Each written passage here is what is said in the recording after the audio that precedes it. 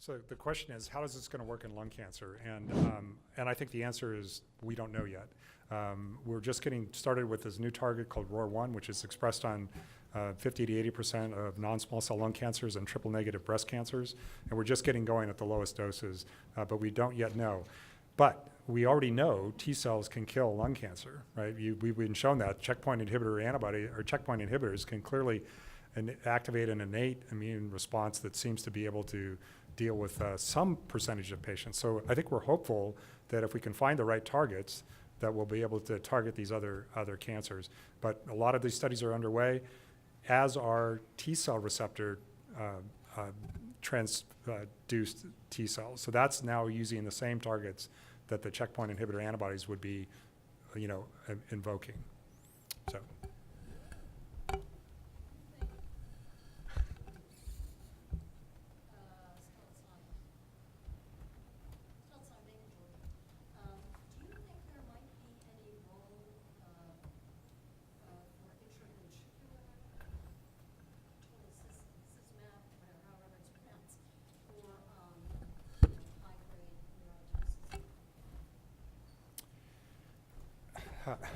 That's a really good question. So the question the issue was, should you put some of these agents in the brain to prevent CAR toxicity? So tocilizumab, which is an anti-IL-6 receptor. I think not. But so I'm not sure that tocilizumab is the right treatment for this disease, because if you think about it, if you block the IL-6 receptor, your IL-6 levels actually go sky high, because you're blocking the receptor and you're not actually blocking the production, you're just blocking the receptor. That has dramatic effects in reducing CRS, but it doesn't do anything about the neurotoxicity. So the neurotoxicity might in part be because of the high levels of IL-6 that are in the brain that lead to endothelial cell damage. And I think that a better approach would be to use siltuximab. So siltuximab directly binds IL-6 itself and can take it out of the population. So there are other approaches, but we don't think we don't think it's the cytokines directly in the brain as much as the endothelial cell damage that eventually results, and then the breakdown of the blood-brain barrier, which leads to that neurotoxicity.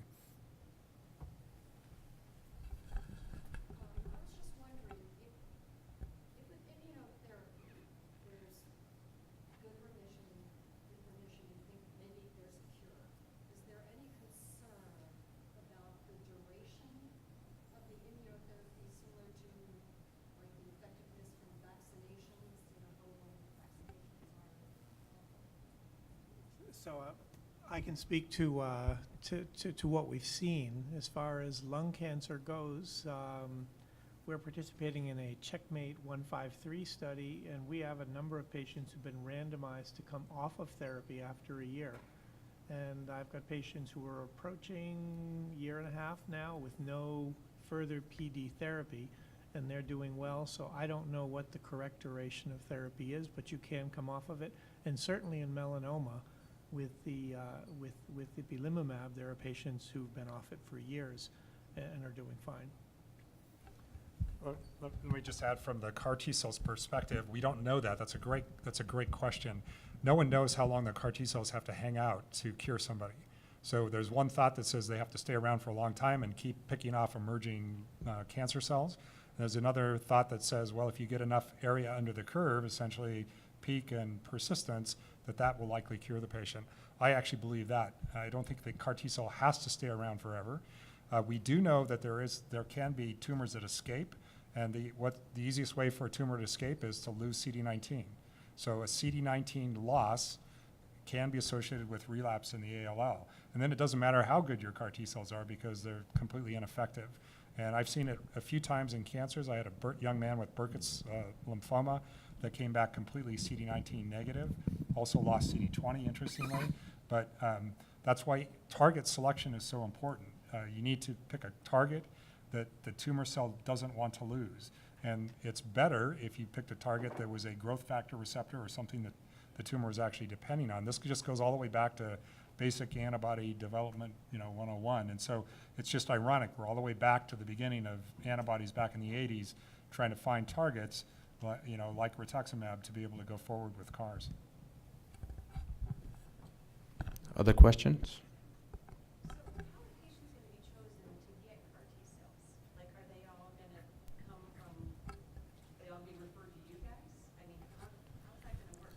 Yeah, so I think, well, Can you repeat the yeah, question? so the question is, how in the heck are patients going to get CAR T cells? I think that was the question. You know, like, how are they going to get referred? So my understanding is that the companies are going to do a limited rollout in the centers where that have expertise in giving CAR T cells.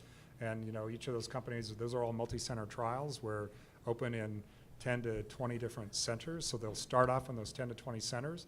Almost all of those centers are transplant centers because that's where most of the experience that managing the complications exists. There's this FACT accreditation that now has to be done for cellular immunotherapy as well. So if you want to start giving CAR T cells, you probably have to get yourself FACT accredited, and most transplant centers are all FACT accredited, obviously, and now they're all getting their accreditation to go forward. The way it'll work essentially is a patient would show up at the SCCA, and if I was going to write a prescription for, CAR T cells or something, then we would basically collect cells. They would be shipped to the company. The company would ship them back as a manufactured product, and then they would be treated, presumably on a kind of a standard treatment protocol. It's most similar to like getting an auto transplant in terms of it's a defined period. People are there for 6 weeks. The only difference is there's about a 3-week period of growing the cells where you have to manage the patient and keep them alive, obviously, and that is an issue in some of these cases. No one knows what it's going to cost. It's not going to be cheap, in my guess. Nothing's cheap, but it also is a one treatment thing. It's not going on not going on an antibody that's costing $150,000 a year forever to stay stable or do other things. So the economics I think will work out, but there's a lot of challenges approaching the field with any customized treatment. But I think the future is just incredibly bright. But it'll probably take more than one target, more than one CAR T cell, and using combinations, even combinations with antibodies. But it's really a brave new world, I think. Very exciting. So I do have a few questions. So in the index case that you described, why did it take 9 days for the CRS to develop? So the reason for that, so the question is, well, why did it take 9 days to get CRS? It's because that's how long it took to get enough cells to cause cytokine release syndrome. So the cells are proliferating. Yeah, so essentially you give 2 cells today, then tomorrow you have 4, 8, 16, 32. So in 4 days you're going to have 10 times more than you started, another 3 or 4, 100 times more than you started, another 3 or 4, 1,000 times higher, and that's when you start getting into trouble. So when we dose escalated, the dose escalation was 2 by 10 to the 5th, 2 by 10 to the 6th, or 2 by 10 to the 7th. When we started off with 2 by 10 to the 7th, we had deaths. And that's because patients immediately had, 4 times 10 to the 7th, and then, so they were doubling from a huge number, and that was causing, it was causing too much cytokines before essentially you could get rid of the tumor. If you think about giving a small dose, as long as they're proliferating, then they'll be knocking off tumor as they're growing, and by the time you get to, where there's a lot of CAR T cells, there's hopefully no tumor. And at least that's in leukemia. So that's the easy way I think about it. If you give too low a dose, though, or if there's not enough tumor, then there's not enough signal to get the CAR T cells going. So when we actually treat MRD only positive ALL, we actually have to give 10 times higher cell dose to get the same effect. So we actually give less T cells the more tumor you have. So it's kind of exact opposite of what you'd think, but you want to kind of ease into it. But you need to give enough to, enough to take care of it. These cells, though, become exhausted. They express PD-1, and they do all the things that T cells do after they've been battling antigens. And so that's the rationale for giving PD-1 or a PD-L1 inhibitor antibody with the CAR T cells.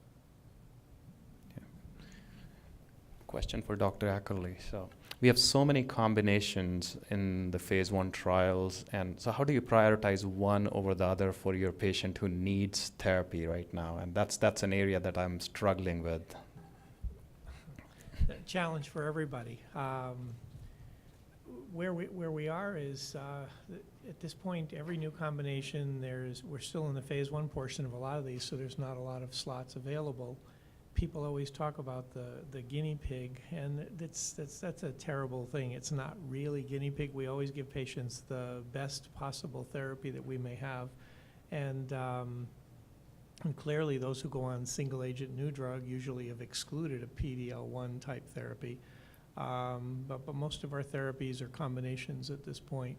There's no right answer. I do believe that phase 1 studies, so I participate in the phase 1 unit, and it's changing our practice. There was a time when people would get some serum porcelain, and I don't believe that some of the drugs we were using over time were helpful to the patients. And I thought these patients were very courageous because they were volunteering for this. But at this point, most of these immunotherapies, right, we're no longer looking for maximum tolerated dose. We're looking for a biologic dose. And I think many of them have a reasonable chance of working. So I think it can be integrated into first, second, and third line therapies. Great, thank you. Any other questions? All right, well, I want to thank the speakers and the audience for a very informative session. Thank you very much.